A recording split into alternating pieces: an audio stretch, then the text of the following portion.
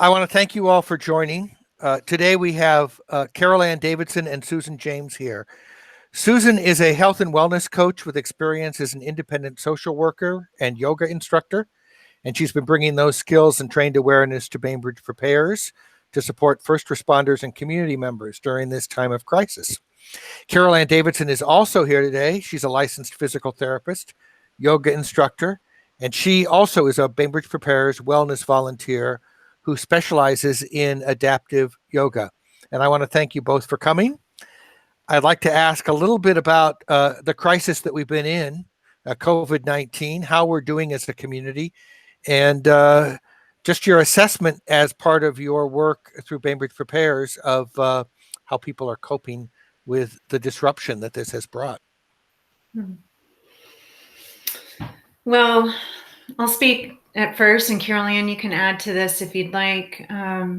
As we all know, there's so much stress with the COVID-19 pandemic.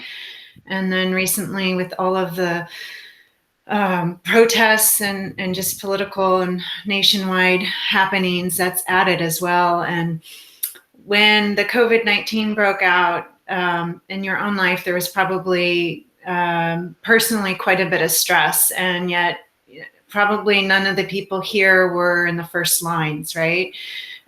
So what we noticed with Bainbridge Prepares, I'm the lead, one of the leads for the wellness team for BainbridgePrepares.org. And we noticed that there was a real need to help and to kind of just support first responders. That would mean police department, fire department, healthcare workers. I include that in the first responders. And, there's just a lot of things that, for ourselves we can do that stress, impacts the immune system, and it impacts the body's response and ability to respond in a smooth way. So I'd say right now that it's more of a plateau, but we take it week by week with the COVID-19 happenings. And what our team has been able to do is to provide services through volunteers that are trained professionals. Like, for instance, Carol Ann is a licensed physical therapist and yoga instructor, and I have different credentials as well. So we've offered services to first responders, and that's been received well and very much appreciated. And we've even, on the Bainbridge Prepares Wellness team webpage, we have offered community services. So people can actually call for different kinds of wellness consultations with people of various backgrounds. So we've done our best to make ourselves available. We've had a little bit of a different role than the Medical Reserve Corps or the RNs and the MDs. Our team consists of different people that fill in that wellness provider niche, so to speak. So we have chiropractors, physical therapists, health and wellness coaches, and yoga instructors. Do you want to say anything, Carol Ann? No, I think that really, as far as the Bainbridge Prepares Wellness, I think that covers it pretty well. Yeah, I would let you finish, and then I can speak. Yeah. Unless you are finished. Yeah. Oh, can you hear me? Yes. Yes, okay. We hear you. So maybe you can talk a little bit about your experience with outreach to these first responders. As you say, there's a lot of stress, maybe a lot of it due to what is unknown and the anxiety of encountering people and not basically knowing what risk you might be putting yourself at. Yeah, and I think that's the bottom line, is that it's just been such an intense stressor. So what we've done is we have different people who are offering different services on our team. So if somebody is stressed out and they know that they need a chiropractic adjustment, or they just need someone to talk to, or if they need some help with stress management. Those are the kind of services that we've offered for first responders especially. And what's been pretty amazing is that these group of volunteers have offered it free of service and as a community service to first responders. And then there's a lot of people who are doing things like this online that are offering groups to support, that are the wellness volunteers as well. So we've done, obviously we haven't done so much in person because of the situation at hand, but it's been mostly support services through a variety of wellness services. And there's also been yoga classes offered that are online that are free through, for instance, the Dayalu Center is offering that. Carol Ann teaches chair yoga. That's getting outside of the first responders outreach. But we also want to kind of open it up to a wider net of the community at large. So Carol Ann, could you talk a little bit about some of the ways that you've helped out and responded? Sure. It's funny, I was reading an article this morning that somebody had sent me that was written by one of the epidemiologists who had studied the blue zone in the world where people live long. And it really talked about the importance of people continuing to get outside and exercise and just get fresh air. And then we should really focus on the idea of physical distancing, not social distancing, because socialization is so important for people. And it's been well studied that people that remain, have those social connections really helps our well-being as well. So I think this offering through Bainbridge Prepares, or any connections that you can make even online, even through the meetings like this, is really important to still feel connected. And especially when we have all this beautiful weather, to take time, even if it's getting out on your balcony and getting some sun and some vitamin D, some fresh air is really important. My focus is, as we've said earlier, is yoga. I'm a PT, and I've been a PT for 30 years, and I've worked in hospitals and home care, and even taught physical therapy. But my focus has moved towards yoga, teaching adaptive yoga, and I just find yoga, most people think of it as just a practice for bendy young people or people that are super flexible, but there's so much more to it. It's breath work, which can help with your cardiovascular and respiratory system. It's meditation. I was really drawn to it because it's this whole mind-body practice. And so as Susan said, I teach a chair yoga class at Dayalu, and all the poses are in the chair or standing, so that I always try to give options for different levels. I was teaching at the Madison Avenue Retirement Center, but I've just given them a few videos to do. I'm not sure what classes you're offering, Reed, or if there are any for folks still, but there's tons. So Helen Heaslip, who I think also does some classes at Dayalu, is doing a daily gentle exercise and gentle stretch Monday through Friday. And anybody who wants to can contact us, and we will send you a link. We just ask that you sign a waiver and get it back to us. But we have a unlisted sort of YouTube playlist. So every day there's some guidance about that activity. And she tries to include adaptive material so that if you can't get on, if you getting on the floor is out of the not on the table. Right. Is that right? Out of the question. Out of the question, then you can do this. She gives a adaptive on how to do it in the chair. Yeah. So that's I think that yes, that kind of activity plus things as simple as walking and fresh air, as you say, are important. Yes. The classes at Dayalu are offered on a sliding scale, which is really nice. There is one that's a pre-recorded class that you can watch for free on the website. Maybe afterwards, Reed, you could send a link. But every week I do offer a class that is a class, which is kind of nice because it does change every week, and there's, some interaction. It's not the same as, of course, as being in person, but that is offered on a sliding scale as well. And even this summer, I'm working for one for people in wheelchairs, so people who have more disability. So I think it's a great mind-body practice that can help with stress relief, but also keep us fit during this time. Mhm. Thank you. So have you had experience in trying to work directly with people are you using Zoom or telephones, Susan, to reach Yes. out to people? Yeah, we're using primarily Zoom for if we can do that. But like I noticed a couple of people are on here with their phones, and that's sometimes just as great for the connection, depending on what the internet is, and just for if you're out on the go to call in. But we've been mainly using Zoom as a platform. One of the things I've been doing, and it would be fun to just everybody do this right now, it's this is kind of this nice little way to relieve stress. And you can just take your fingertips and just gently tap on the top of your head and do some deep breaths. And this is called meridian-based tapping or EFT tapping. And then you can tap just gently on the eyebrows and then the temples and here.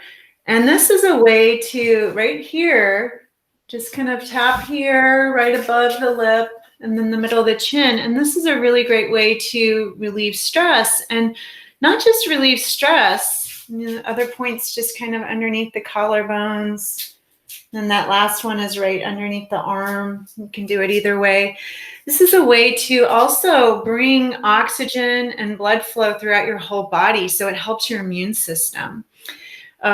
So stress obviously takes down our immune system, but this is called EFT tapping. And you can look it up online, but I've been leading classes like this on Zoom and through Dialu, and then I work one-on-one.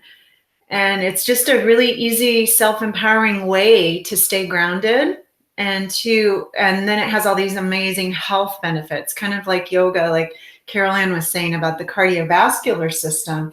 This is actually literally tapping into your immune system, because these points correspond with certain organs. And sometimes when things get stagnant in the body, they don't have much blood flow or oxygen. So you can just kind of just tap on these points, and it's a real gentle way to wake up your body and to get going and to relieve stress.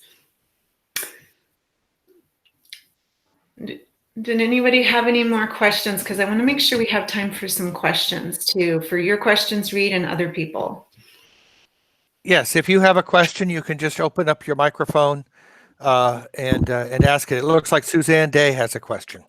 Hi, Suzanne. Yes, hi, how are you doing? Well, Hi.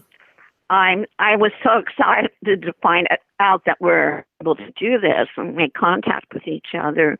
But I have a decision to make, which I wanted to know how safe it is to get your hair done.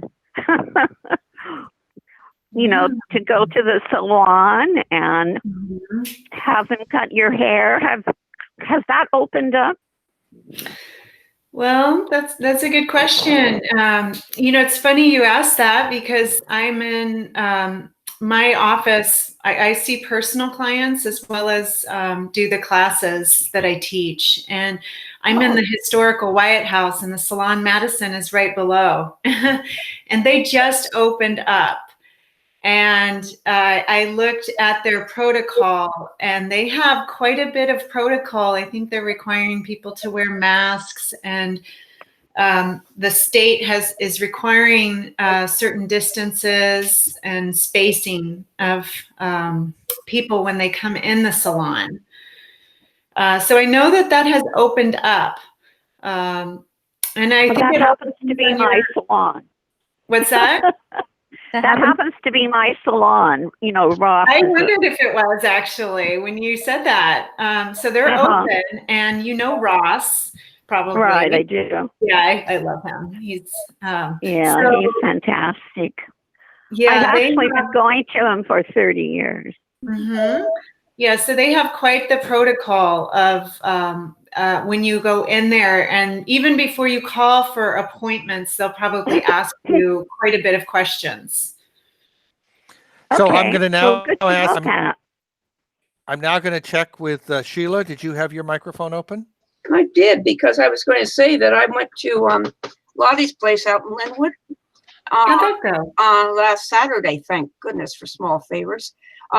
Finally, and saw Christina, and she had a shield, face shield, the whole 9 yards, with gloves. There were only 3 people total in the place, not including the hairdresser people. It's totally bummed. You just can't walk in now. But you go in and everything is completely cleaned off. It's every time you go, the chair, everything is cleaned off. And I was very impressed with their regimen. So Lottie's place is open, and thank goodness, like I said. Sheila? Thank Yeah. you. Sheila, did you have to wear a mask? Yes. Okay. Yes, but the one that goes over the ears, Karen. Right. Yeah, just that one. And I kept that one on the entire time. Great. Mhm. Great. She was able to cut around the ears and everything, but she's good no matter what. Well, you know that. Yeah. But anyway, yeah. Thank Thanks for asking that. Yeah. Sure. Indeed. So let's talk a little bit about some of you mentioned one technique that you might be able to use, Yeah. the EFT tapping. And Yes. are there other things that we might be able to do if we're feeling stressed out, if we're feeling like our emotions are getting the better of us? Mm-hmm. I think Yes. diaphragmatic breathing. What do you think, Susan? Yeah. That and just long exhales, right? Both of those are so easy. Would you repeat the first one? I couldn't hear it. Yeah. Why So- don't you say that about the diaphragmatic breathing, Carol Ann, what that is? Yeah, so it's called diaphragmatic breathing because that means your diaphragm is primary in the breath, but it really is belly breathing. So even if you are sitting here and you just relax in your chair and put your hands on your belly, when you take a deep breath in, feel your belly push out or rise. And that's because you're bringing all this breath in and your belly has to make space for that. And then as you exhale, you feel your belly fall. So why don't we just take a minute and focus on that and just notice your breath. And then work to take deeper breaths so that you really feel your belly rise and fall, rising as you inhale, and then fall as you exhale. I like to close my eyes. It really kind of centers me. And as Susan said, once you have that down, where you really feel your belly rising and falling, if you work to lengthen your exhales, so make your exhales longer than your inhales, really, if you breathe out through your nose slowly, like a big sigh, that helps to tap into what's called the rest and digest, or the parasympathetic nervous system, which is the opposite of fight or flight. So your nervous system can't have both on at the same time. You can't have your fight or flight on at the same time as your rest and digest. And when you do this kind of breathing, even if it's for 3 breaths, it really helps to reset the nervous system if you're feeling anxious. And I just, while I was practicing that, while you were talking to us, I realized that when I extended the exhale, it got rid of sort of that lightheadedness that you feel when you're breathing too deeply, too quickly. Yes, you do that slow exhale. Yeah, so that really, it taps in with the vagus nervous system, the vagal response, and it really, that helps to boost the immune system. There's all kinds of benefits. It will help with breathing and respiratory work, which we know is important to keep healthy right now. So, yes. It's a wonderful technique. If anybody else has a question, feel free to open up your microphone or type it in the chat. I see that Susan put an item in there about EFT, which we will share also in the email that I'll send out in the next day or so. Reed, Yes. I wanted Bonnie. to ask Reed a question too. This is Suzanne. Are you in any way encouraging people to get the COVID test before they come to the center, or what's going on? We're not really open at the center quite yet, but I advise you to watch the emails and find out about that. We will not require a test, but we will be obviously providing some safe steps. I see that Bonnie had a question as well, Suzanne. Okay. Bonnie? Hi, Suzanne. On the exhale, um, you said through the nose, but what about if you did it through your mouth? I mean, what's the... You certainly can do it through the mouth. And if you do, one way to do that is to make a sound like, we call it ocean breath in yoga, or where you're fogging up a mirror. So I'm going to put my hand in front of my face just as a visual. But if imagine if I was fogging up the mirror, it would sound like this. Okay. Would you hear that? I did, yes. Okay. So Yeah. that if you can do that with your mouth open or closed, actually. But if it's challenging to breathe out through your nose, then doing that kind of breath is really helps to slow it down as well. And the sound also taps into that vagal response, which helps with the nervous system. Okay, thank you. Yeah, it's closing the mouth, like Carol Ann said, if that is possible. It's like accountability to slow the breath down rather than, have you ever just, exhaled really quickly? It doesn't do the same, right, Carol Ann? Mm-hmm. So it's just this kind of slowing down of the breath and drawing it out, which then activates this beautiful nerve in our bodies called the vagus nerve that she was talking about, that can really relax and bring harmony when it's activated, rather than that fight, flight, or freeze response of the sympathetic nervous system.